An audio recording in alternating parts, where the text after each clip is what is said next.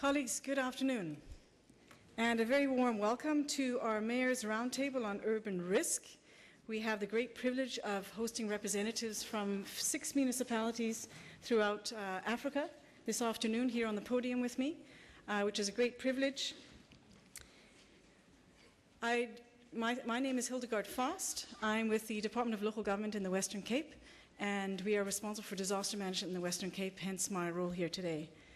When I was asked to facilitate this, I thought it's actually a great privilege and it's a lot of fun, because this is the type of forum where you can really start to unpack in a practical level what is happening with respect to managing risk at a local level. Just to share with you some of my experiences, having attended COP17 in Durban. And as you know, some of the results were disappointing coming out of COP17 and some were quite encouraging. But what really struck me was that the overall energy and commitment and courage and vision to ensuring that there is a real action with respect to mitigation, adaptation, and taking risks very seriously, especially with respect to climate change. The cities were leading on this.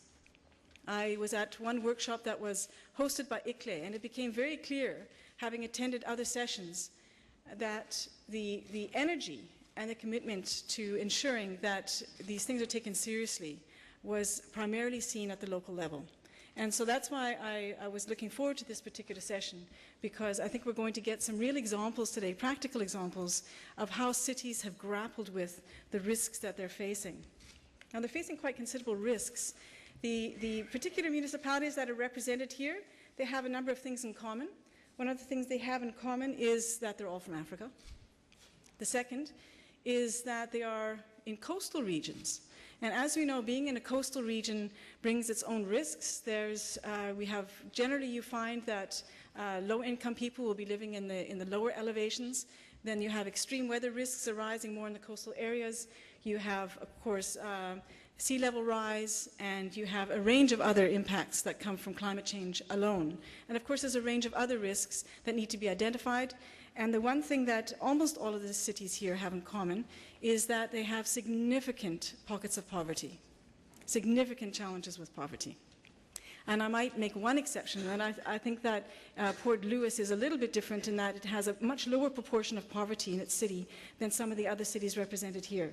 But I think that all of the municipal representatives here today understand that if you have a lot of poor people living in the city, the poor people are the ones who are the most likely to be hit by disasters.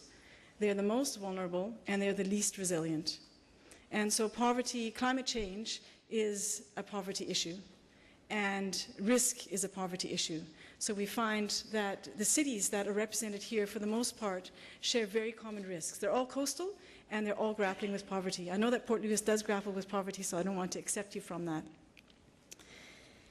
I want to kick right off and say that the approach in this session is going to be as informal as possible. So once I've made this introduction, I'm going to sit down and I'm going to ask my presenters to remain seated, because I want this to be informal, where they simply share with you the experiences from their cities. And what they've been asked to share is to say, what is their understanding of risk? How have they experienced risk in their cities? And how have they responded to this risk? What are the practical things that they've done? And if they could share 2 or 3 lessons with their fellow representatives from cities and with you, what would those lessons be? They've grappled with risk, they've grappled with climate change, they've put certain actions in place, and they've had some good experiences and they've had some difficult experiences. What of those experiences would they wish to share with all of us here today? So I'll move on to the first introduction, which is to introduce the mayor of my city, which is Mayor Patricia de Lille. Mayor de Lille comes from a very long and proud tradition of activism and struggle against apartheid, 34 years in all.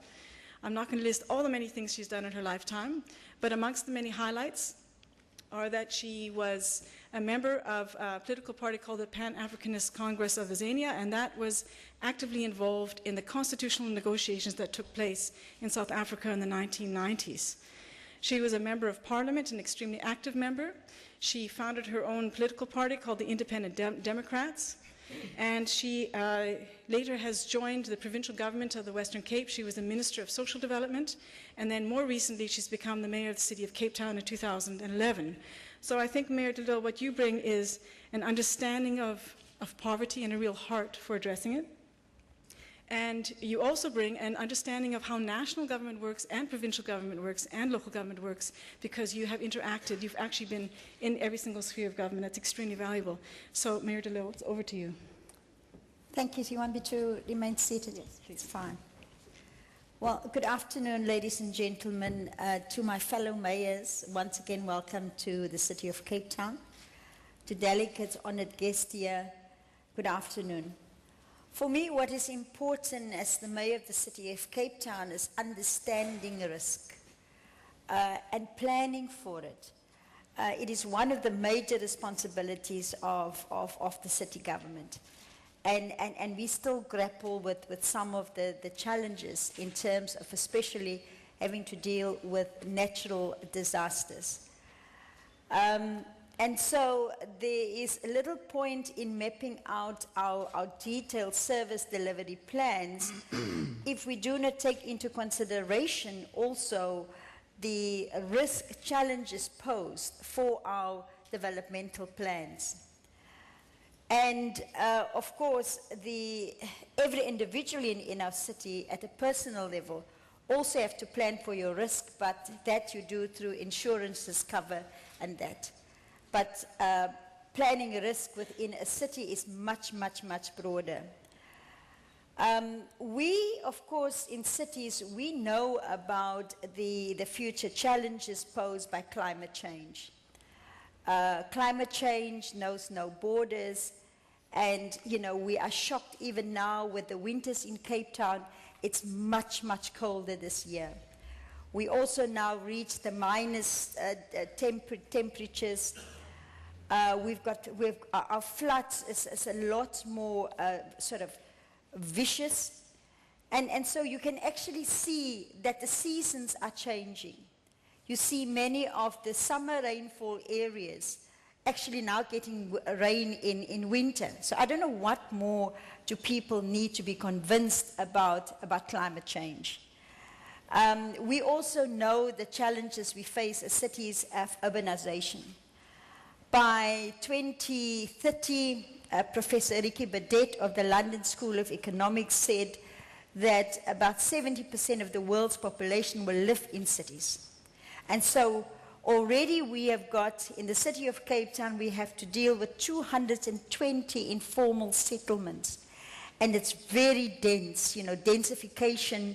There's hardly room for, if there's a fire, for a fire engine to enter, let alone if there's a critical illness for a hospital ambulance to enter.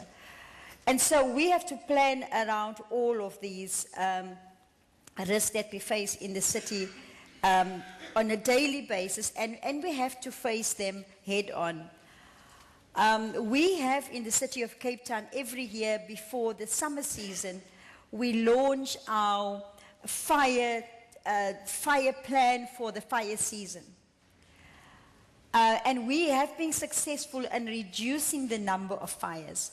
Last year, I took money out of my special budget to do a pilot project in one of the informal settlements by buying some hand-disposable fire extinguishers, so that where the fires start, that the person can deal with it immediately at that site. So that pilot project has been very successful, and this year we are putting in more resources to buy more fire extinguishers so that we can give it to each and every household living in the informal settlements. There are also, of course, the environmental challenges that we face along our coastline. As you can see, Cape Town has got a very, very long coastline. And with climate change, with the increase of the sea temperatures, you can already begin to see even there some major changes and shifts taking place.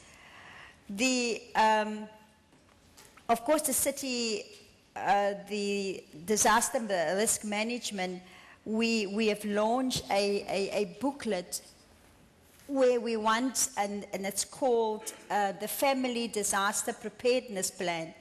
And we're trying to get this book into the home of every person in Cape Town so that they know exactly what to do in case of when disaster struck. And we find that if people know what to do rather than to panic with a disaster, that they're able to act and act quickly and prevent most of the serious death that might occur.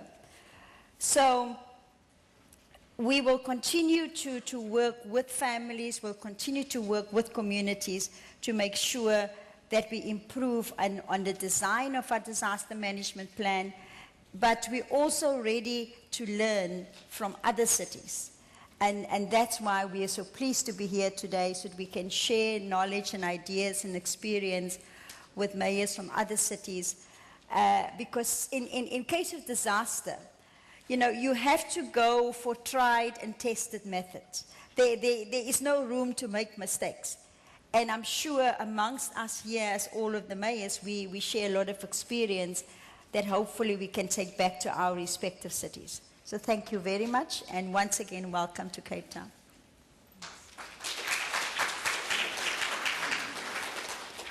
Thanks. Our next speaker is Dr. Didas Masaburi, and he's the mayor of the city of Dar es Salaam, and he's chairman of the Association of Local Authorities of Tanzania. He has a track record of political leadership among the youth, and he also has been involved in regional integration. He's been a parliamentarian in the East African community representing Tanzania. Over to you, Doctor. Thank you very much. The coordinator of this session, I would also like to thank the Honorable Mayor of this city for organizing together with the ICLE so that we could meet in this meeting this evening. I would like, first of all, to give some sort of how do I relate the climate change with the normal life and the normal belief and the perception of people. If you take a small kid and you throw it up, the kid will laugh. You know why he or she laughs? It is because he has a trust in you that you will catch him when he comes down. Now today, if I throw you up, I think most of you will cry instead of laughing. Because you are not certain, you are not sure whether, even I have a bigger body like me, but you are not sure whether I will manage to catch you down when you come down. And I have also another example. When you take an example, if you take people and ask them to pray for rain, that they pray so that God brings down rain, and we only believe that God will do that, then ask these people to go and on maybe a certain playground, open space, in one of the Sundays, and then those people will turn out early in the morning, but you might find that there would be only one person who will come with an umbrella. That's because we don't believe that when we pray, the rain will come down. Maybe only one person will believe. But again, when we all go to sleep, we sleep and we don't know whether tomorrow we'll wake up, but we will still plan for the next maybe 2 days, 3 days, 1 year, etc., etc. So you can see how these things are related to climate change, and that's what we're trying to do in Dar es Salaam. That we want to make ourselves confident and trust each other. And I will, at this juncture, try to add the international community to make our people, especially in the local government and in the cities, to trust each other, so that if one is thrown up, he remains sure that the remaining people on the ground will catch him when he comes down. And this brings in the efforts that need to be taken by the international community to make sure that we are all collaborating. We all know what we are doing, and we get prepared to cushion or to absorb whatever side effects which are caused by the others. Because whatever thing which is done here will also affect Dar es Salaam, because we are connected through the sea. So by these few introductions, in Dar es Salaam we have several projects which we are doing, and we expect that the global community will also know that whatever thing we do, be it small, will actually contribute to the global solutions. And I believe that any success is a result of small activities which are done on a daily routine.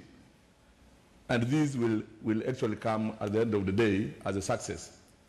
And the failure is small neglects which are left to persist for several years. And then at the end of the day, they will affect the globe. So in Dar es Salaam, we have small projects.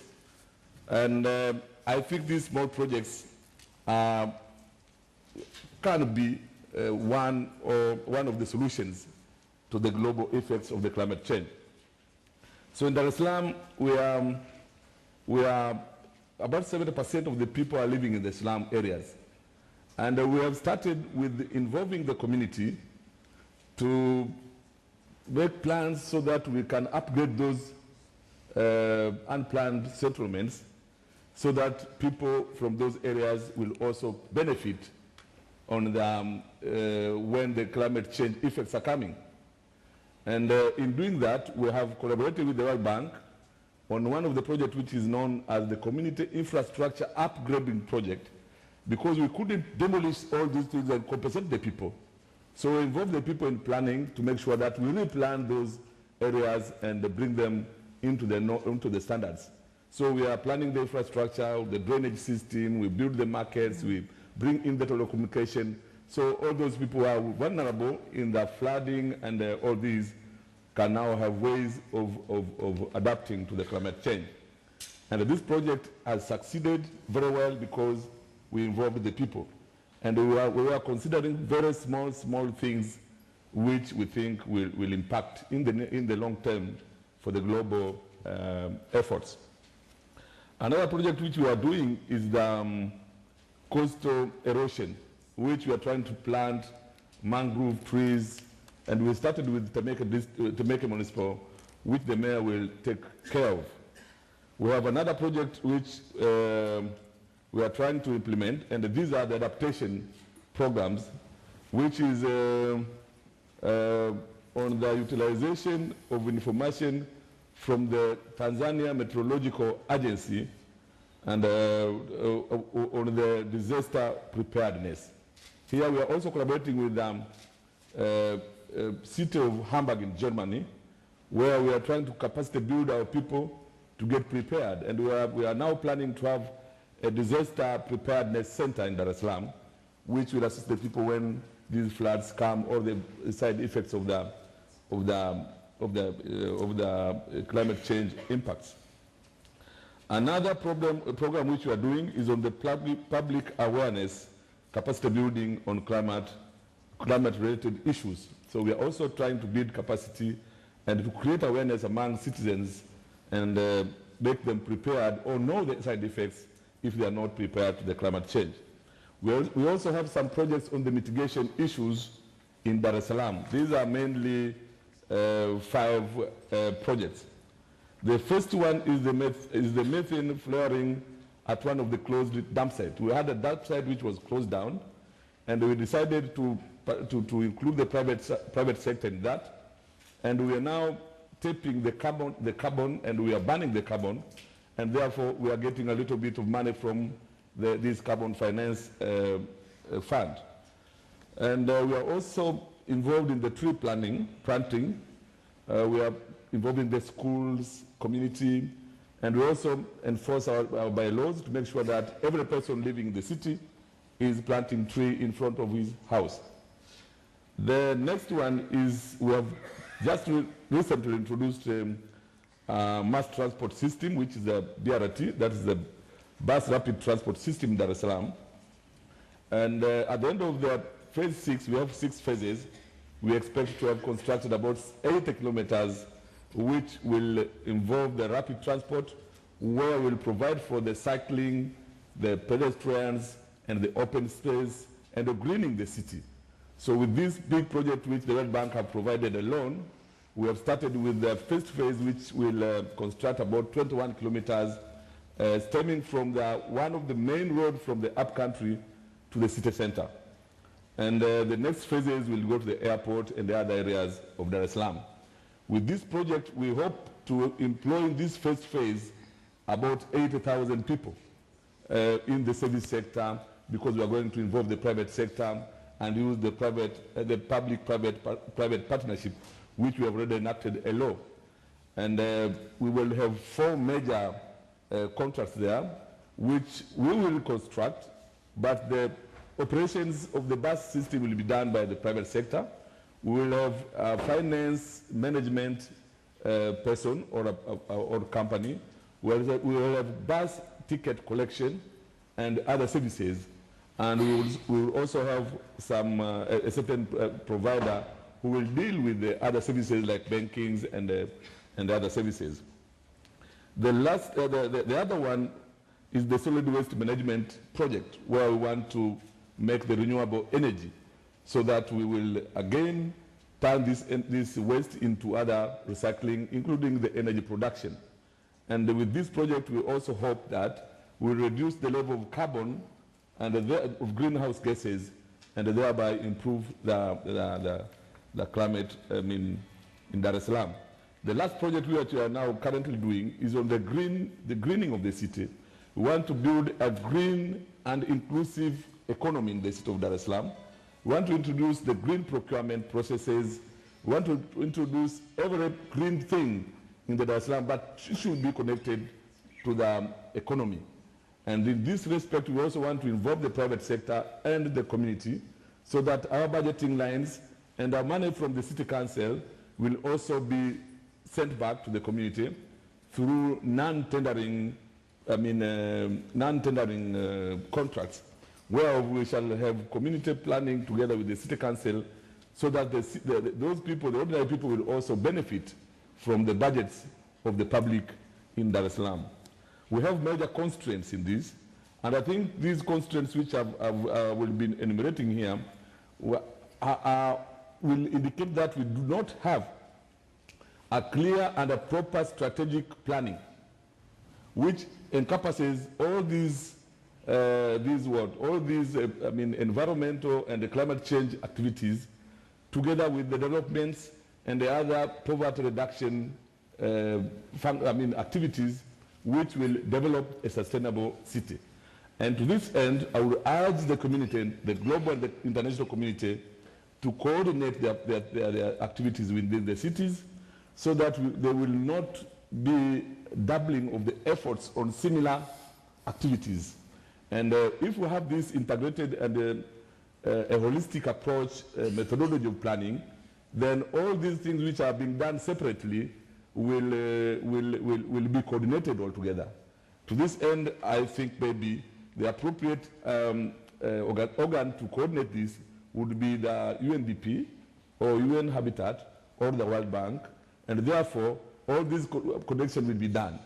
On our part, we want also to make sure that there is a proper institutional arrangement, including setting aside some finance to finance a certain unit, which will be dealing specifically with climate change activities. I thank you very much.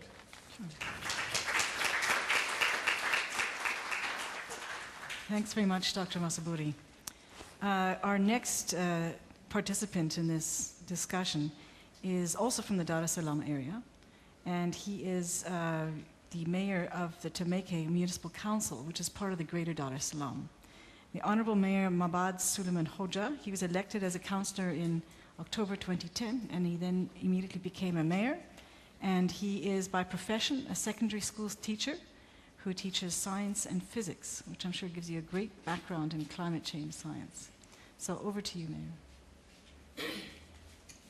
Thank you. When I was talking about Temeke Municipal Council, which means you are talking about Dar es Salaam. Dar es Salaam is composed of 3 main municipalities, that is Temeke, Ilala, and Kinondoni.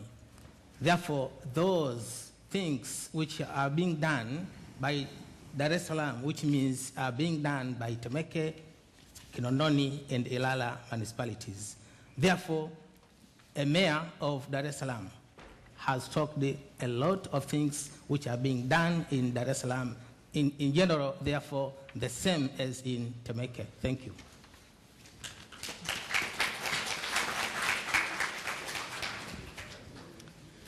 Thanks very much. And I'm sure that many of the projects that, that the mayor was speaking about earlier, some of them would be falling within the area of Temeke. Our next participant is Lord Mayor Mohammed Anif Korabakas. He's from Port Louis in Mauritius. He was elected councillor in 2000. He's been Lord Mayor since 2010, and he's also the General Secretary of the ruling party. Mayor. Honorable Mayors, ladies and gentlemen. Well, for those who don't know Mauritius and Port Louis, let me just describe briefly what it is. Situated in the middle of the Indian Ocean, Port Louis is a very small city, 50 square kilometers. If compared to Dar es Salaam, I don't know where we'll fit in. And population is 150,000. But the hic is that we receive another 150,000 daily, because the whole of Mauritius just flock into Port Louis, because it is the nerve center of Mauritius. All the business, all the banks, and everything is in Port Louis. So everybody has to come, so we have to cater for it. And Port Louis is on the seaside, surrounded by a range of mountains. Small area. So when we talk about climate change and the effect, the changes that's happening in the climate. So in any part of the world now you go, at one time you can see, if you take in the United States, a few days back, at one place there was flood, and another place there was drought, and another place there was bushfire in one country. So this is what we are experiencing. Is it normal phenomenon, or is it the effect of climate change? But we are having a change in our rainy season. We have a longer spell of dry season, shorter period for rain, and that rain also, which used to take a few days, we got it in a flash for 1 or 2 hours, and everything is flooded. So we are surrounded by mountains. All the waters coming from the mountain just go through the city, and everything, everywhere it's inundated. Luckily, God made it easier for us. The sea is just in front of us. So after a few hours, everything goes. But we have to make sure that all the rivers, the rivulet, the canal are kept clean all the time. We have been experiencing the climate change for past few years. One, this is the flash flood that we come. We have a rise in temperature. There's a rise in sea level, rise in sea temperature. There's widening of coral reef. Mauritius is surrounded by coral reef, where the fish always come from there. So there's a widening of coral reef, where the fish just die over there. They don't have space to feed, to breed. And there's erosion, coastal erosion. And Mauritius rely on agriculture. The climate change, it's damaging the whole agriculture, mostly sugar, from sugarcane. And the second big in line is tourism. I'm sure many of you has come for vacation in Mauritius. If you have not, the climate change has not affected so much, you are most welcome over there. So tourism, then fisheries. So this, what happened, It affects our agriculture, it affects our tourists, it affects the fishermen. So it affects the economy of Mauritius. So when we talk about climate change, let's put the question, who is responsible for climate change? It is we. The biggest culprit are all of us over here, the human. We are the biggest culprit for climate change over here. Now there's a rat race for emitting carbon dioxide in the atmosphere. Around 25 billion tons are pouring in the atmosphere every year. And this carbon dioxide, it stays in the air for quite some time. It disturbs everything. Can we tell the big nation to stop emitting carbon dioxide? United States was the leader. Now China said he wants to be the leader. So everybody wants to be the #1 culprit. So let the race on. So whoever will be the #1 culprit, I don't know what will happen. The #1 culprit will be because they want to have their economy going on. But we human beings will be suffering because the effect will affect us first. Everyone wanted to have everything wooden now. So there's deforestation everywhere. The Amazon is gone, or is going. We are doing it. Humans are doing it. So all these are creating a big disturbance, a big change in the climate. So we are the culprit, and we are the one to shout first. But we are not ready to condemn ourselves. So let's get prepared, because we are the culprit. So Porto being so small, and what we can do? We can't do much. Exposed in the middle of the ocean, having nothing as resources except our beaches for those who has come. This is the biggest resources we have. So we have been trying to do some very small thing that can, in the long run, alleviate some of the effect of climate change. Like I said earlier, the flood is affecting a lot. And we have the question of cyclone. We cannot do much about cyclone. It comes, but luckily, that when the cyclone comes, every year we have cyclone, but every year we are very lucky, since we are very small, the cyclone always miss us. So, but unfortunately, when the cyclone miss us, the cyclone does not miss Madagascar, unfortunately. Unfortunately. So, the cyclone come, but the cyclone come, we are happy when the cyclone come, because we know that they will miss us, but they will bring rain. That is one good for us when we have cyclone. But there's a change in the wind also. Sometimes we have a cyclone around 200 kilometers per hour. And when it comes to 300, then you really feel in whatever comfort of your home, however concrete, however solid the concrete is, or 300 kilometers per hour, the wind blowing, you can feel that there is something outside going. But this is increasing also. So we are having all this. What we are doing? We're cleaning all the drains so that we don't have a flood. And the culprit is carbon dioxide, so we have to have the antidote of carbon dioxide. The antidote is oxygen, so we have to produce more oxygen. So like the Tanzania, Dar es Salaam, there is what we are doing, we have started a campaign. One person, one plant. There is no missing it. Everybody, not only in the house, but everybody has to plant a tree. Whatever it is, they have to plant it. And the Municipal Council, we have started a reforestation campaign of the mountains. And that is going very nicely. And everywhere, till now, we have planted around 10,000 adult trees.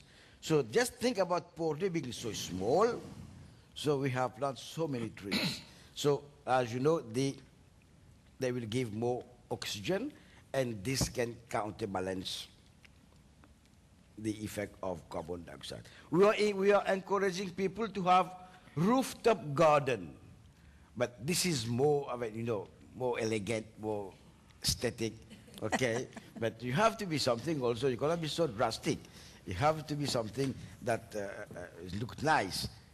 Rooftop garden, but it has proved that in an area where few buildings have rooftop garden, the temperature tends to decrease by 0.5, not much, but it's a decrease. We are having trees, rooftop garden, and we are making it mandatory for all the building permit that we issue that they have to have a solar water heater system. Now we have gone completely photovoltaic solar. The municipal building of Port Louis is fully serviced by photovoltaic. That means we produce our own electricity. All our sport facilities, the swimming pool to the football playing ground, we are all going photovoltaic. And we have 10,000 street lighting posts. And this, in a few months, all this will be going photovoltaic. That means we will be using the sun to produce electricity. The initial investment is heavy, but you recoup it in the long term, and it is renewable, it is clean, it is where we have to go. And last, what we have done, the city center of Port Louis has gone pedestrian. No car will be allowed.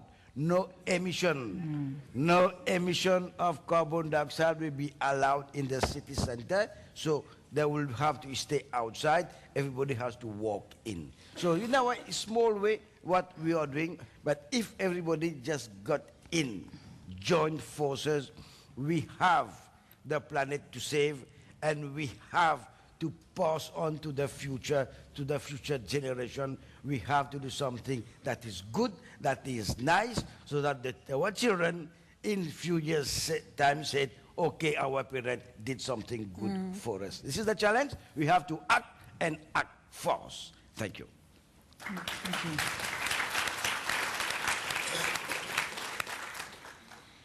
Thanks very much. A little bit closer to South Africa, we've got Councillor Yulika Nambahu. She is a councillor with the municipality of Walvis Bay. She has spent 8 years in the municipality altogether. We have another science teacher, which is great, and she has also previously been the mayor of Walvis Bay.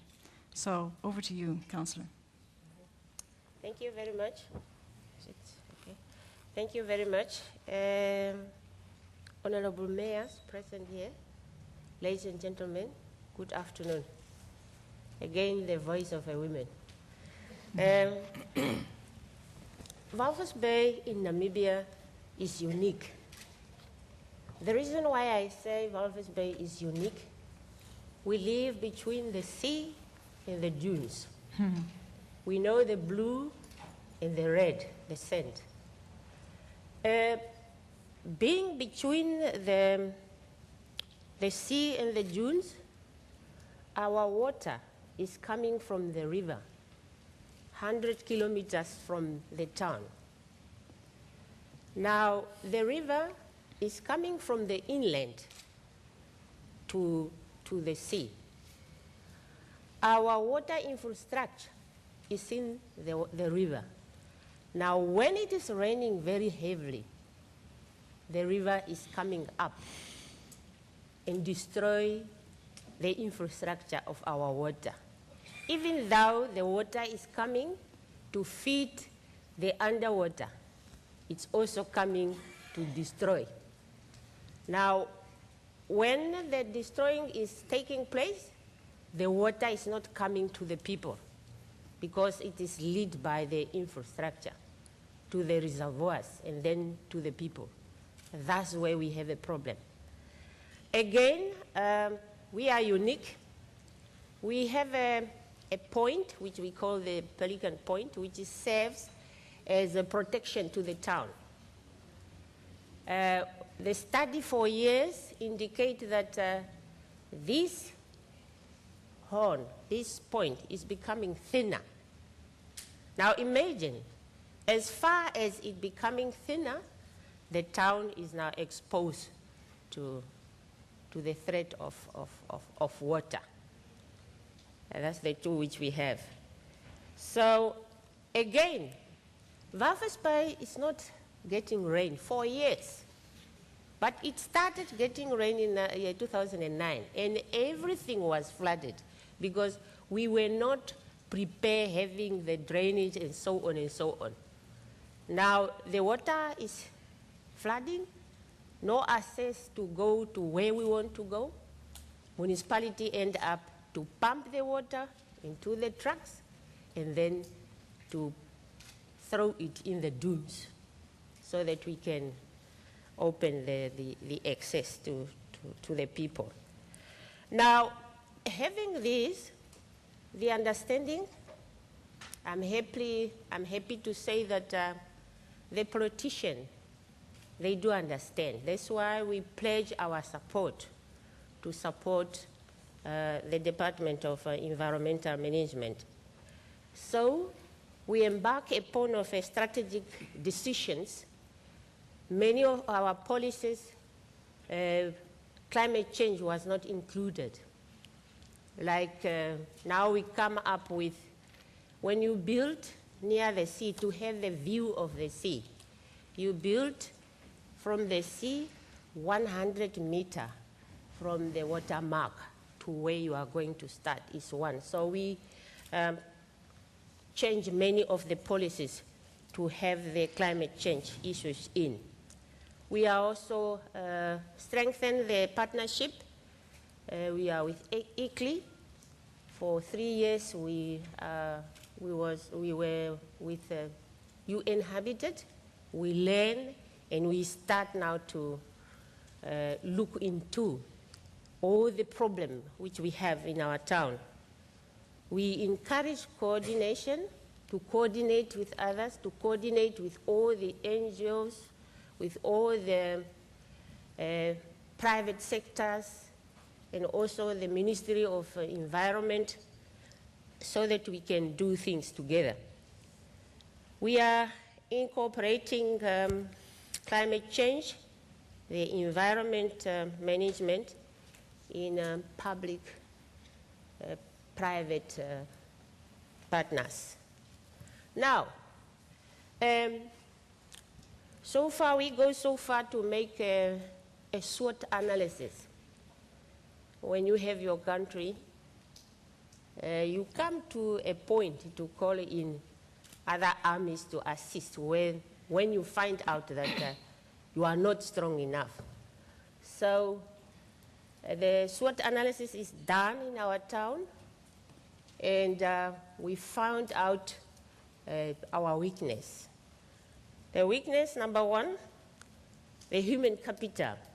We don't have expertise to assist in implementing programs which we have. And that is a call to all other municipalities.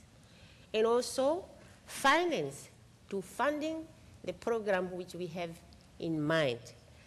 This one, the low awareness level of our people. I think we start already to deal with it because we have programs first to introduce to the learners so that they might understand what actually is climate change, and also having public meetings with our people. But we need more to do to have awareness among our people. So I'm happy to be here to learn from others. And I think the only thing, one can't fight climate change alone, as the colleagues are saying. We need to coordinate so that we can win the fight. I thank you very much. Thank you. Thank you. Our last participant is from Mozambique. He's from Maputo. He's attending on behalf of the mayor of Maputo.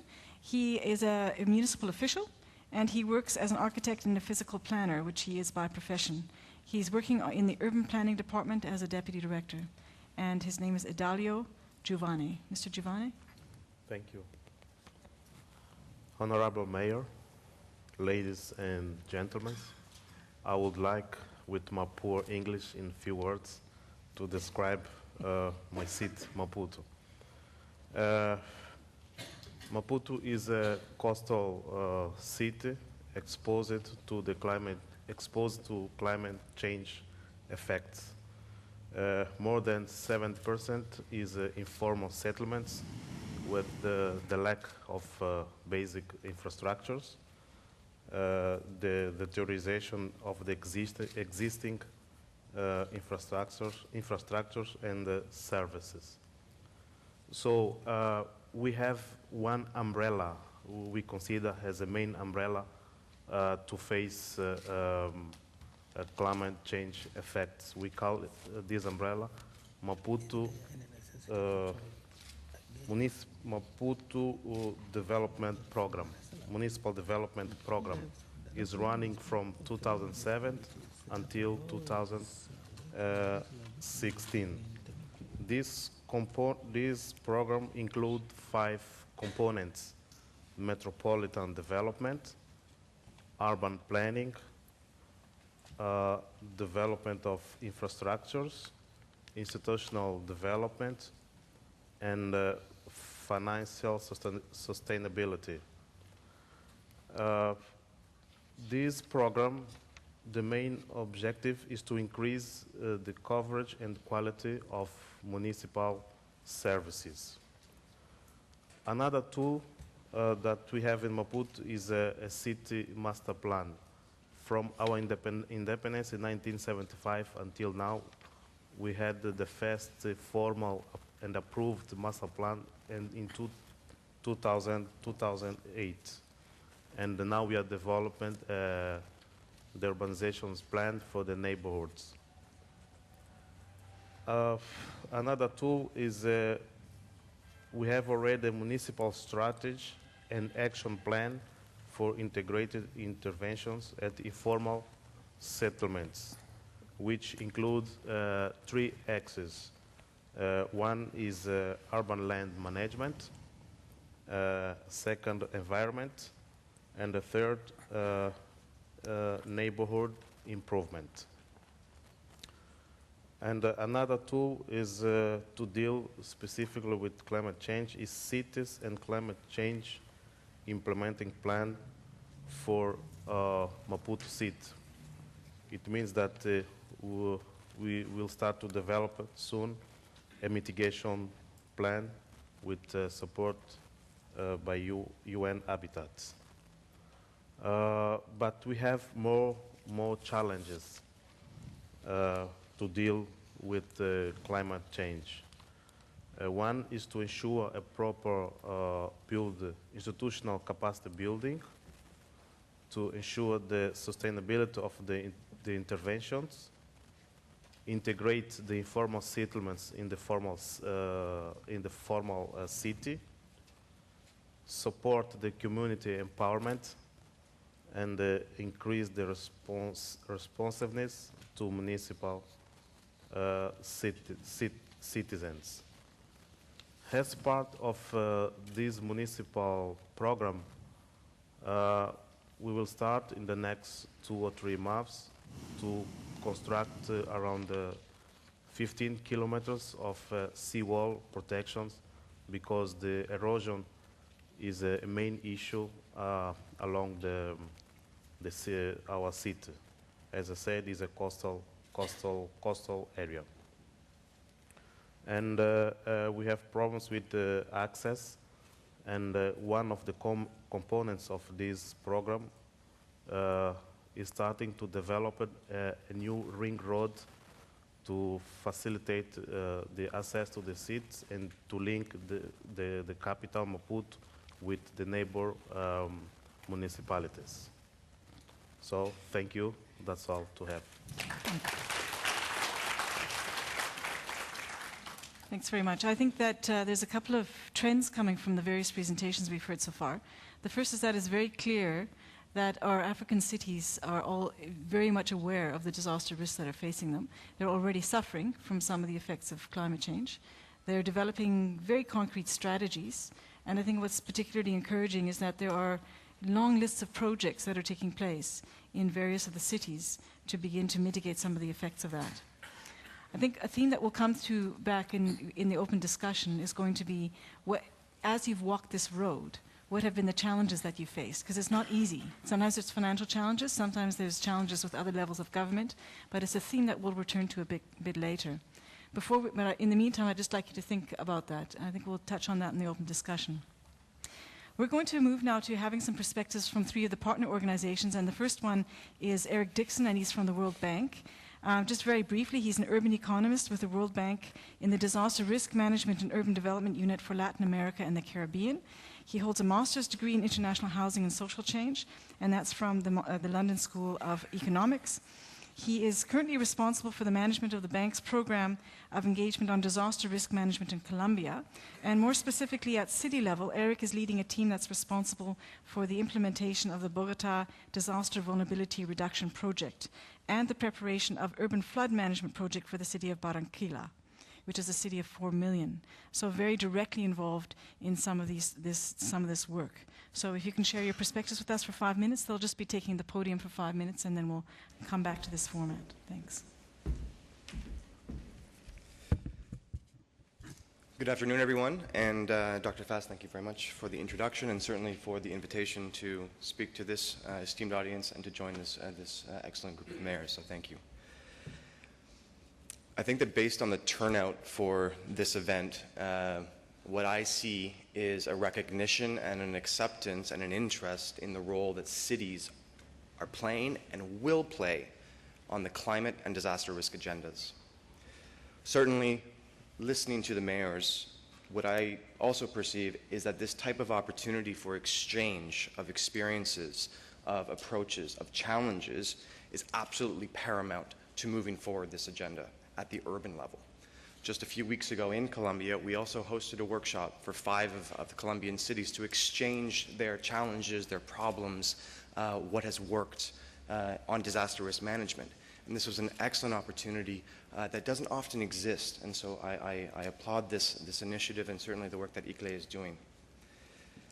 I think one of the reasons that the urban agenda within the climate risk and disaster risk is starting to gain a stronger hold is that in the media, it's normally cities that are most visible following the impact of a disaster. And this has then placed them in the spotlight for addressing these issues. At the World Bank, we have also recognized and begun to prioritize the importance of understanding and addressing climate risk and disaster risk and ensuring that it's an integral part of our development program. Within the urban development sector, we work with in over 60 countries, with over 155 operations, amounting to a lending commitment portfolio of over $10 billion. Our projects encompass shelter, infrastructure, slum upgrading, municipal development, local economic development, disaster risk management, environmental improvements, and social services. While those are a sectoral list of areas that we work in, we are all very keenly aware that disaster risk and climate risk is not sectoral. It's transversal. So our interest in moving this agenda forward is to ensure that those investments that are made are protected, are sustainable for the citizens of those cities. Africa has one of, if not the highest, urbanization rate globally.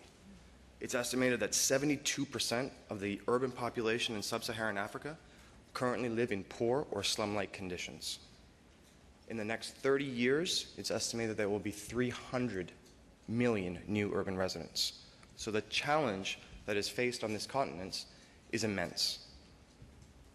But then there's also an opportunity to recognize that trend and to begin taking action, as we've heard today, to build more resilient cities, to put in place activities and projects that reduce vulnerability, that increase resilience. What this means is that there is an enormous need for infrastructure investments, for improved or the design of land use plans, for building codes, All of these need to consider hazard, disaster risk, and climate risk in a streamlined approach. And so the proactive examples that we've heard here today that have been taken by city administrators demonstrate the awareness of the savings that this can generate for tomorrow's generation in terms of avoided damages, minimized loss of assets, and certainly the protection of human lives. In a piece of work that I was involved in, the Mayor's Task Force on Climate Change, Disaster Risk, and the Urban Poor, we learned from cities around the world on what it takes to begin understanding and improving their awareness of risk. Certainly, and most importantly, is the political support at the mayoral level to impulse these initiatives.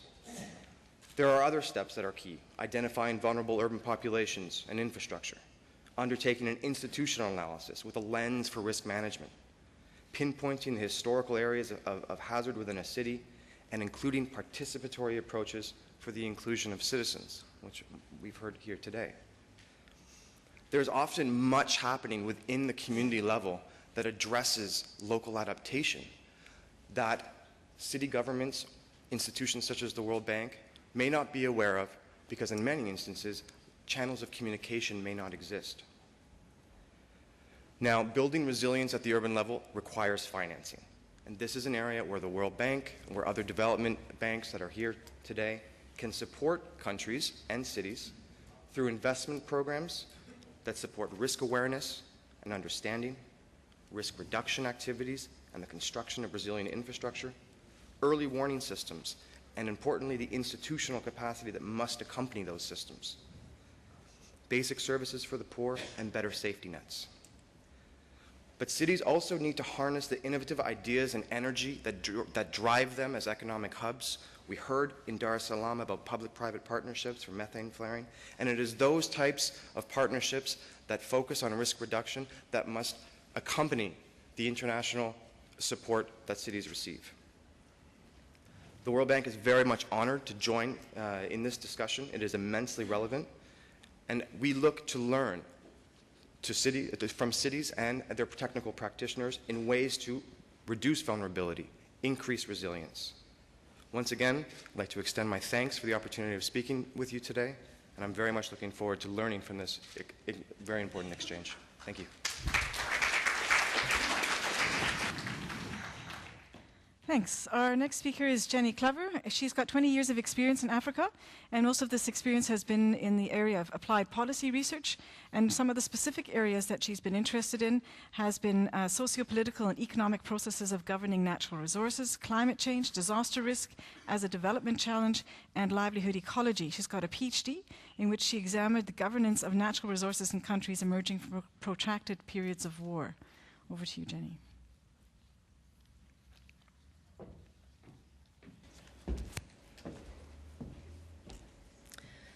Good afternoon, honourable mayors, ladies and gentlemen. It is in the developing world where the growth of cities is most rapid that sustainability challenges will be most severe. I'm not too sure how to change this. Sorry. Okay. Against a background of growing inequalities, of poverty, and the pervasiveness of slums and informality, local governments are striving to address the challenges of climate change and increasing disasters. Most affected are the urban poor, especially the slum dwellers, those who are on the front line. But cities are also incubators for change, laboratories for sustainable development. And the choices that cities make have far-reaching implications on the level of sustainability. They have the potential to influence the causes of climate change, and they have the solutions to advance climate protection. As UN Secretary General Ban Ki-moon says, the fight for sustainability will be won or lost in the cities. The reasons we are all gathered here today is because each one of us believes firmly in the central role that cities play in taking transformational and practical steps to address climate change, especially as it affects the most vulnerable, and that we ourselves can make a difference. But there are constraints, such as lack of financial support and insufficient understanding of the complexity of the urban adaptation challenge. Climate change and disaster risk reduction are being tackled at national levels to varying degrees. However, there is a need to do a great deal more to build the instruments at local levels. There is an imperative to communicate the need for adaptation to elected officials and local governments, and to gain commitment and generate appreciation from national governments for the realities of local adaptation challenges. And yes, we need financial support to know and understand more about climate change and to communicate this. But we also need political will, vision and leadership, and we need to harness cooperation to commit to dialogues with other actors to address these challenges. This, of course, means that we need poor people's participation in the planning process, as it is key to having development that would help them to adapt to climate change, to take the necessary steps to reduce their exposure and vulnerability. What we see here today is the political support and leadership of these mayors for their cities. It represents the opportunity for change. ICLEI, Local Governments for Sustainability, is a global organization with a membership of over 1,200 local authorities. It runs a suite of different programs to address the very issues that we've been talking about today, to build resilient cities. One in particular that I want to talk about is the 5 Cities Climate Adaptation Program, which has run from 2009 until now, through which our cities have been members. We have partnered with city officials and local authorities to take action at local level. It is in these cities that we've been working. The approach adopted in this project that was implemented in 5 cities was to establish and strengthen multidisciplinary stakeholder partners. And input from grassroots perspectives into local government's decisions from a technical perspective was a particularly strong point of this. To strengthen and increase capacity and knowledge of local communities and governments through effective education and communication of climate change science and risks. As a part of this, we've created a participatory action research tool, online website tool, and this is going to be launched in August. The tool outlines the process to develop adaptation and climate-resilient handbooks that are tailor-made for each of the 5 cities. And we'd like to welcome, while we're here, anybody who wishes to attend a presentation of this tomorrow at the Cullinan Hotel. Thirdly, to identify and understand the current and projected risks associated with climate change. And the 4th component was to identify and test current and alternative adaptation methods. And lastly, to put in place an adaptation plan of action for each city. The mayors here today exemplify the bold political support, commitment and leadership so necessary to promote adaptation. With this in place, cities find it easier to foster engagement among local government departments and to mainstream adaptation into their ongoing activities. City governments are the drivers for addressing risks through ensuring basic services, and city officials build resilience by mainstreaming risk reduction into urban management. Let us all commit to build on the visionary leadership and exchanges of information that we have witnessed here today. Now is the time to answer the call. It is what we do after Rio +20 that makes a difference. Thank you very much.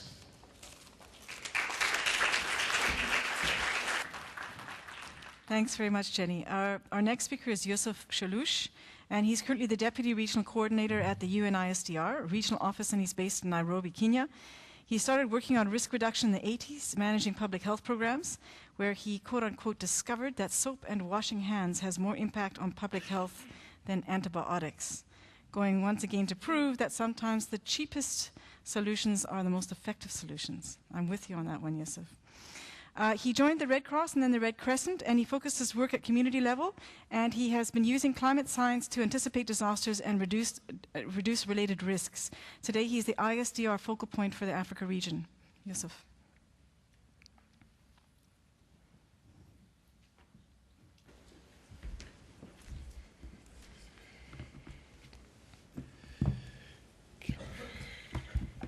Can I use this mic? Yes, certainly.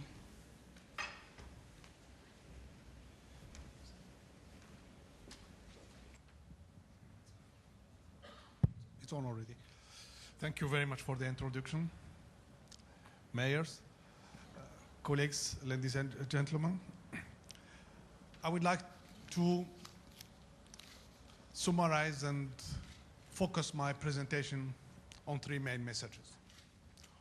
One, three slides will be, where are we today? Where are we today? Let's start with this first slide. Next, please. This is that, go for the other one. Yes. We are in the cities, are more and more people coming to cities. And this is an irreversible trend. And also, there is a combination of events that the climate change adaptation is creating harsh conditions for our rural area. In most of the Africa countries, 96% of the agriculture and small farmers are rain-fed. And having rain-fed agriculture and climate variability make life difficult. And there is opportunities of a second chance by going to cities and find a job which is not related to climate, but to a salary, stable salary. In the other side, don't forget that according to the studies, the demography generated by the city itself is 50% of the growth of the population of the cities. It's not only rural. These two combinations make that people are coming to cities, and unfortunately, according to UN Habitat studies, part of the population who are coming to cities to increase the population of the cities, increase the population of the slums also. Then we have not only increased population, but increased risks in terms of vulnerability, in terms of poverty, in terms of violence, and in sometimes political instability. This is what does mean this first slide. Second slide, please. Disasters are also increasing. Then the background of vulnerability and exposure are increasing, but also the disasters are increasing, and I think this one, you have already well developed this, and the patterns of disaster is becoming strange. As the Honorable Mayor from Cape Town says, things are happening in an unusual way, which means we cannot just prepare as before for historical trend, but we have to prepare for something not yet very known, mainly at local level, because all the studies about climate change provide global trend. But when we ask the question, what will happen exactly at local level, we are not yet there. Then we have to prepare for change, even if we don't know which change is it. This is now what we call a potential futures. It could be a different part, and this is one of your challenge. Last one, the third slide, please. Yes, increasing population in cities make also increasing economic loss. The cities are becoming the heart of the economic development of the countries. In some cities in Africa, 80% of the GDP of the country is generated by cities. And protecting the economical gain and the development gain, just not economical, social, cultural gain, is also a national issue, even if it is at local level. Then these three slides is to set the ground of the new responsibility of government and local authorities in managing urban risk. More population, more disaster, more economic loss.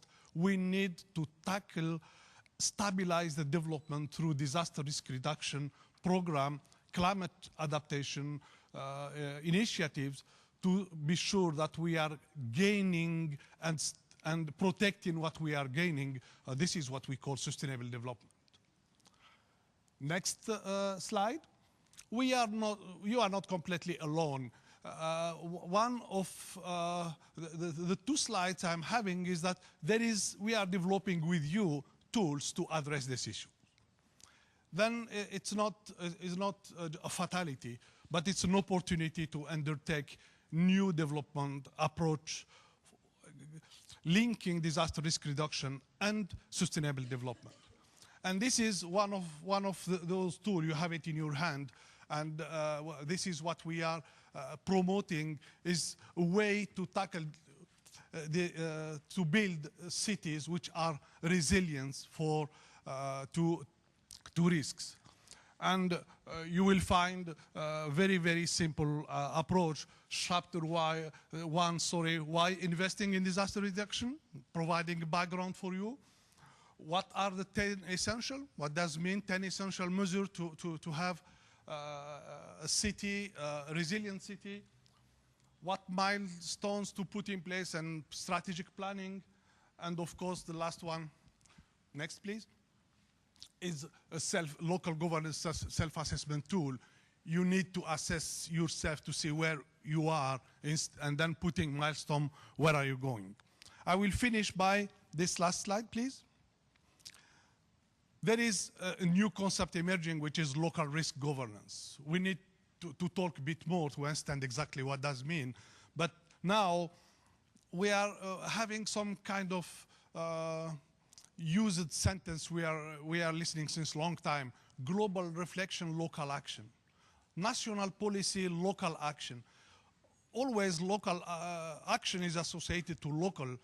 But if you look behind how to allow local action to become effective, there is not enough mechanisms in place at governmental level which allow national policies to become effective at local level. I think we have to build this kind of clarifying the role of local authorities in disaster risk reduction.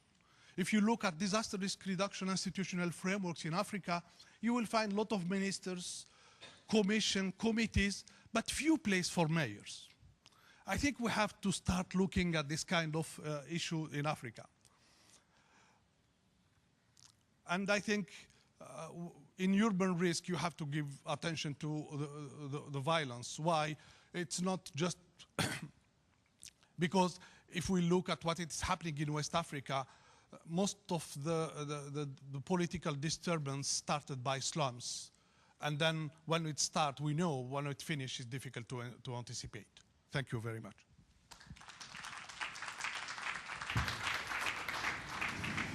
Thanks very much, Yusuf. Okay, we've got a lot on our plate. I'm going to go back to the earlier theme that I mentioned. Actually, can you hang on to that? Because I think the three of you might need that just now. Sure, thanks. The theme earlier that I alluded to was what are the challenges that the political leadership is facing in African cities with respect to addressing risk. So it's very clear that the cities represented here, you understand your risks, and you're busy addressing those risks. And I'd like you to tell us, before I open the floor to other questions, what has been your greatest challenge in addressing your risks? Your greatest challenge. And I'm asking you, for the sake of time, and also so that you prioritize, is to focus on just one, on the greatest risk. And I'm going to ask each one of you to answer, okay? What has been your greatest risk? You've rolled out projects, you've developed strategies. What has been your greatest challenge in doing so? Can I start with you, Mayor DeLeau? I think for me, the greatest challenge facing us is the funding model and lack of resources at local level when disaster struck. We are first there to respond. We sometimes don't have the budget. It comes because of natural disaster, climate change, and national government, and in our case, even regional governments, sit and look, and we must accept responsibility. So I think in South African context, what we need is to work on a funding model that in the event of disaster risks management, that there a funding model as to what will be contributed from local government, the national treasury, national government, and in our case, the regional government. Because we put our limited resources into dealing with the disaster because you have to act immediately. And sometimes you then have to claim money from national. And you get half or less than half of what you have spent from other unlimited resources at local government. You get a refund from national. So for me, what is critical for local governments, and my concern, is a funding model where we can share the cost of natural disasters. Thanks, Mayor. Councillor Nahambu? From my side, I could say that we are the same. The funding model have to be encouraged. The other one which I have at our level is awareness among the communities, so that if they are aware what is going on, they can then fight together. At our level, we have the two, the funding and then the awareness among our people. Thank you. Okay, thanks. Mr. Giovanni?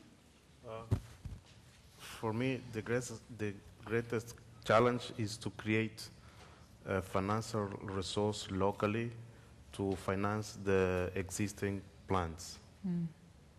Thank you. Good, thanks. So we basically have three people agreeing that finances seems to be the main constraint, apart from community awareness. Mayor Masaburi. Yeah, with me, for me, I think all these things can have solutions if you have a comprehensive and integrated strategy. So for me, the financing and all these other things will be built in an integrated strategy which will focus on the sustainability and the resilience of cities to make my city be a place for healthier and happy people. So to me is knowledge which is focusing on the strategic outlook, which is a holistic approach. So that is the key to me. And all these other factors will be within. Money will come in there. Everything will come in if we have a clear strategy with all these interventions which will bring in finances and institutional arrangements and all other things, including the policies. Great. Thanks very much. And Mayor Suleiman? For me, the third challenge in our country may be the growth of population. When the population increasing, which means will increase disasters and the poor in Africa. Thank you. Thanks very much. And we know that with world demographics that the greatest population growth is being expected in Africa, in fact, rather than elsewhere. And lastly, Mayor Kodabakis? Well, let me be a bit off track then. Everybody has talked the finance and not. But for me, are we ready to tackle the source or are we tackling the end result of climate change? For me, we are just tackling the end result of climate change, not the source. Unless we think of going to the source that is creating climate change, we will be facing all our way only problem. So let's go to the source and tackle the source of the climate change. Well put. Thanks very much. I'm going to open the floor now. So if anybody would like to pose a question to encourage further discussion here, you're welcome to raise your hand and identify who you are. Please indicate if you'd like anyone specifically to answer your question or something you'd like them to discuss. So the floor is open.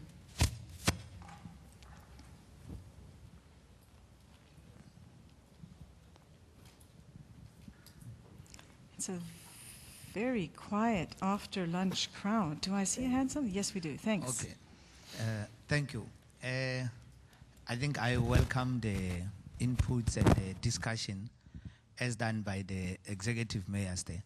Mine is just to understand the support that they are giving to their disaster institutions or practitioners, because that is quite very key. We may be clear in terms of understanding, but the support you are giving to your institutions makes you a good mayor. So I just wanted to, any may respond. I would like to get response from Dar es Salaam, perhaps, and Cape Town. Thank you. Okay, so specific questions there to Dar es Salaam. Either one of the two mayors can respond, and then also to Cape Town. Mayor Masaburi. Thank you very much. I think this is a good question. What we provide as support to the disaster institution in Dar es Salaam include the financial support and capacity building. So we are prepared to give financial support and we are also building the capacity of those institutions. And these are budgeted for in the council budget, which provides some money, allocates some money for the disaster management and also providing capacity building. And we are doing this in collaboration with the twinning and other government allocations. I don't know, Mayor Suleiman, would you also like to add any thoughts? Or are you covered? Great. Mayor DeLille? Yes, we have done an assessment, a disaster risk management assessment, and we've identified key disasters like floods, fire, climate change.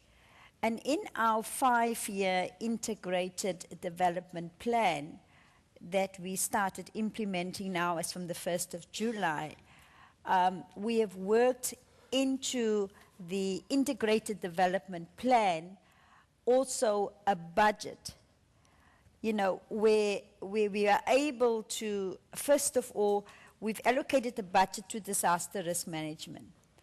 And we know it's one of the departments that, you know, halfway through the financial year, they would have run out of budget. So we always, through adjustment budgets, give them some more resources, but it is simply never enough because you know, it's like a moving target that you plan for. You don't know how many fires you're going to have to deal with in this financial year. You're not quite sure how many floods you're going to have to deal with. So we continuously plan so that we have got whatever money we've got, you know, to push towards disaster risk management. But I can tell you it's never enough. But comparing to all the other demands placed on, especially the issue of poverty and service delivery, it's a fine balance that you have to maintain. Thank you. Thanks. Any other questions from the floor? Then I'm going to, well, I do have a hand that's just popped up. Thanks very much. You can go ahead. I'm from Kenya, and my concern is on the awareness at community level. From my experience in my country, I tend to think it's not awareness that's the problem, rather than it's the ignorance of the people, because they know when a disaster happens, the government will step in, they're going to build our houses again, they'll give us relief. So I don't know what your take is. Is it awareness or ignorance? Thank you. Awareness or ignorance? Well, there we go. How do you feel? Is it awareness or ignorance? Who wants to tackle this one first? To me, I think what is important here is participatory. And if we tackle the problem, or if we can approach this awareness and ignorance through participatory, then that will be solved. And that's why I gave an example in Dar es Salaam, where we decided to involve the people in the planning for solving the slum problem. So involving the people will do both. Will clear out the ignorance, and at the same time will create awareness among the community. Mayor DeLille? Yes, as I was saying in my introduction, is that in terms of awareness, we have distributed this family disaster preparedness plan so that people know immediately what to do. And we find that where people are informed about what to do, that they're able to react quickly and able to react correctly. And so we have identified the high-risk areas. And in our instance, mostly the high-risk areas are the informal settlements. And that's where we focus most of our resources in terms of education and awareness about the environment and how to deal with disasters when it happens. This little booklet advises families how to prepare all the information. There's a disaster supply kit, what they need to do, and also the emergency plan, what they have to do. So you can never say that everybody will be aware. You have to continuously repeat awareness programs, especially in the high-risk areas. Thank you. Yes, Mayor Kodabakis. For me, I think whatever you do, in whatever field you are, as long as people are aware or made aware, so the success of the project is start from there. So if people are not aware, people will shy away from your project. But if people are aware, they will more participate in the project. And without the participation of the local community, you cannot go a long way. So the awareness will bring the participation, and both will bring the success of the project. So it's a very important awareness. Okay. Any other participants wish to add? Okay. Maybe to add in. Yeah, sure. Masaburi. I just wanted to add in on the ignorance aspect that what I normally say is that poverty and environment are twins, and their mother is ignorance. So he's asking me why not his father. The problem is that it's very difficult to identify your father. It's very simple to know your mother. So most of us don't know their real fathers, but they know their mothers. So unless you go into the DNA, and that's another step. So what we do, what I think, out of the question, is that we need to address the ignorance first, because that is the mother of poverty and environment. Thank you. Sure. Thanks. Then, yes, sir, go ahead. This will be the last one from the floor. Thank you very much. I'm from Nigeria. The scenario in most African countries is that the issue of disaster management is normally focused at the national levels, at the state level, or what you call regional levels in some other country, with the local government doing practically nothing. That's the scenario in most African countries. So my concern is on the issue of institutional arrangement. So I'm happy when the mayor from Dar es Salaam mentioned the issue of institutional arrangement. Even in countries where you have a kind of framework that says there should be local emergency management agency or local disaster management agency, you find out that the institutions are not there. In the framework, they are supposed to be there, but practically on the ground, they are nowhere to be found. So when the mayor from Dar es Salaam mentioned the issue of institutions, that are supposed to be there at the local level, I want to ask the questions. What institutions do we have at our various municipalities or local authorities to deal with this disaster issue with respect to having department, having units of relevant department responsible for disaster management? If we do have some of these institutions, then what is the level of capacity in terms of personnel, qualified personnel to handle disaster issues in these local institutions? Thank you. Okay. When you answer the question, if you can just also think more broadly, it's not necessarily just municipal institutions, but institutions broadly in society, because if you want to raise awareness amongst communities. So maybe if I can broaden the question a bit to say, what are the institutions within your municipal area that you think exist already, or that should be created or should be strengthened in order to address the vulnerability around risks? It's open.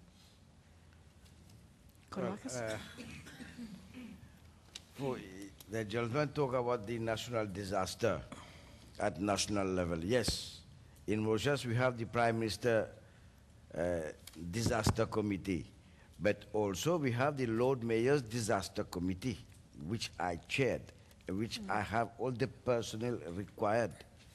Everybody is there. Any cyclone, especially cyclone that we have, any cyclone, we have types, we have classes, class 1, class 2, class 3, class 4. As soon as it reaches class 2, everybody should be at the municipality. The emergency team should be there. with the fire brigade, the police, the paramilitary. Everybody should be in attendance to cater for whatever happens. So in Mauritius, we have it at local level. Yes, also when disaster struck, we've got a disaster management department, and they need to activate services immediately. And, we rely a lot on working with non-governmental organizations. For instance, if there's a fire, people have lost everything. We activate the NGOs that prepare food for people that will go there. They prepare baby packs, in the event you've got a number of babies. If it's late at night, people come in with blankets. And so, because any local or national or provincial government, you cannot do it alone. You have to rely on partnerships with the organizations within the local communities, but also sometimes the role of the private sector. Because, if we run out of, say, the supply of blankets, with the procurement system and supply chain management, you have to go through a whole tender process to go and get some extra blankets. And that's where we call in the private sector. They can easily take money from the private sector and go to a shop and buy blankets and bring it to us. So it is that partnership that's important in the event of disaster. And we've seen, in Cape Town, our experience has been, we make one call on the radio for extra help, for extra food, and it's amazing to see how from the faith-based organizations, from just ordinary people in the street, how they come forward and they come and assist. Sure. Any other? Mayor Masaburi? Yeah. With me, I think maybe it's in Dar es Salaam, but I think it's in most of our cities in Africa. We are dealing with these disaster management in a reactive manner, not proactive. And that's why I was talking about the institutional arrangement. And if we're talking about the committees, all these are working on an ad hoc basis because they don't know when the risk is coming. And they are preparing a certain portion of budget, and then they meet when there is a disaster. But we need to have, as Yosef said, that we need to have a tool of assessing, and we have to have a unit specifically dealing with climate change related issues, which will be inbuilt from the community level to the municipality level, and then this should go up to the United Nations. Because right now we have these United Nations negotiations, but they are dealing with the national governments. So when I'm talking about the institutional arrangements, I'm talking how we are going to arrange ourselves institutionally at global level, at regional level. We not see cohesion among territories. How do we relate within our regional administration and these regional blocks in the economies? In Africa, we have the SADC, the West, but you don't get there a real and a true institution which is dealing with the local government. So to me, I think we need to be given an opportunity so that the local government is represented up to the United Nations level. So through this arrangement, we'll have to have a department or a unit or whatever, which is specifically dealing with climate change related issues, and not combined with the other thing, because I think this is dangerous as compared to most of the things within the municipalities. Right now, we will find these climate change related issues is placed somewhere within a department. One person is dealing with several things, and therefore, even the budgeting will be very difficult. The priorities will not be set.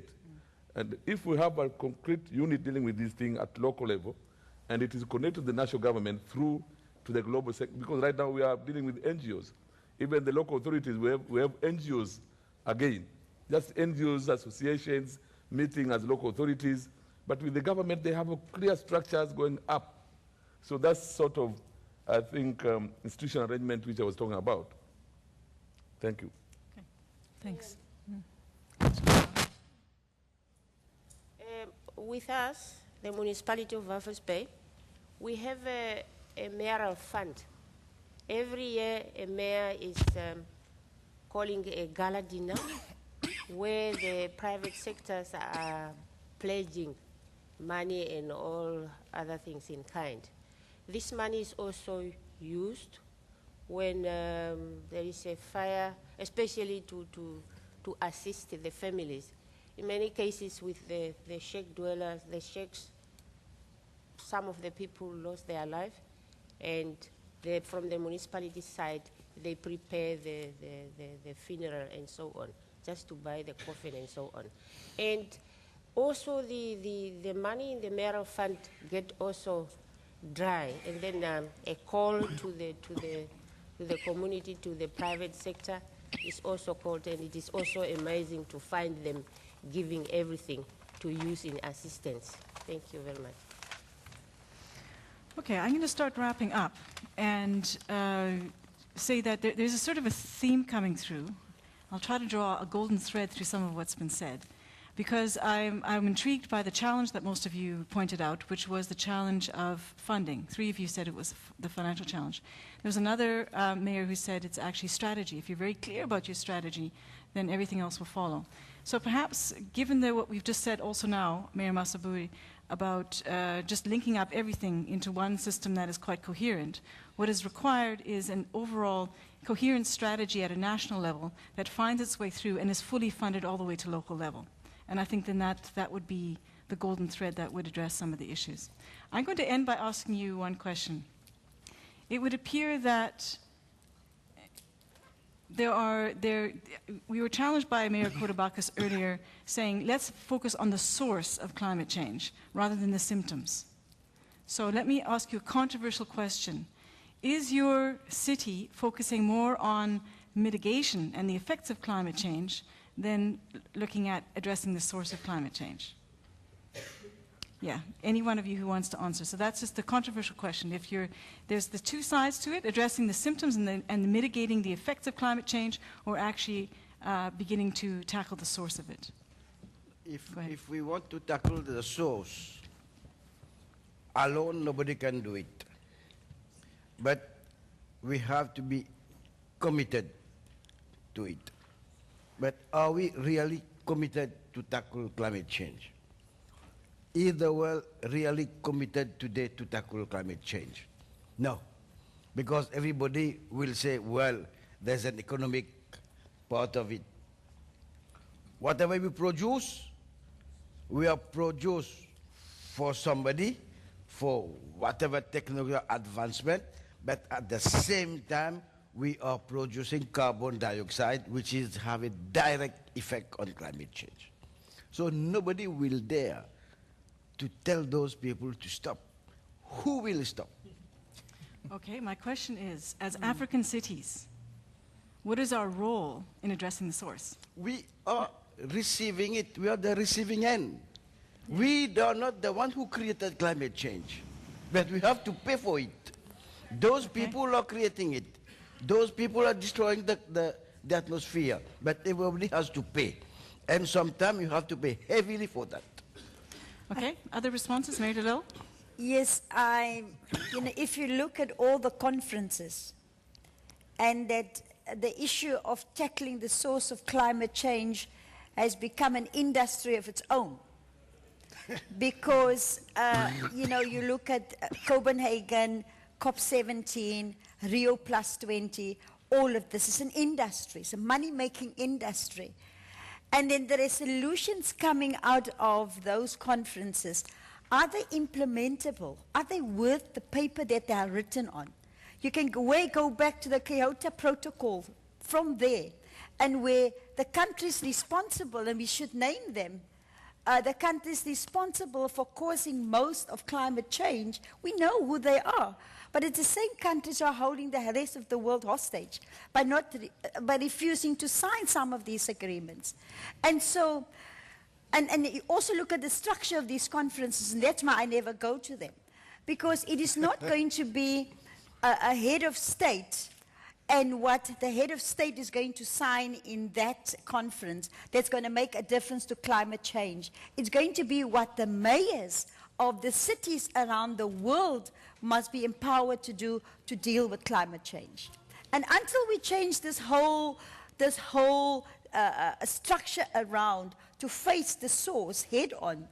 Because we in Africa on the receiving end, we will continue to have these conferences year after year, talk shops, people making resolutions. You know, we need to take those resolutions and end it off by saying that every country that is a signature to any of those resolutions must go and draft legislation to give effect to that resolution. Then you will get something.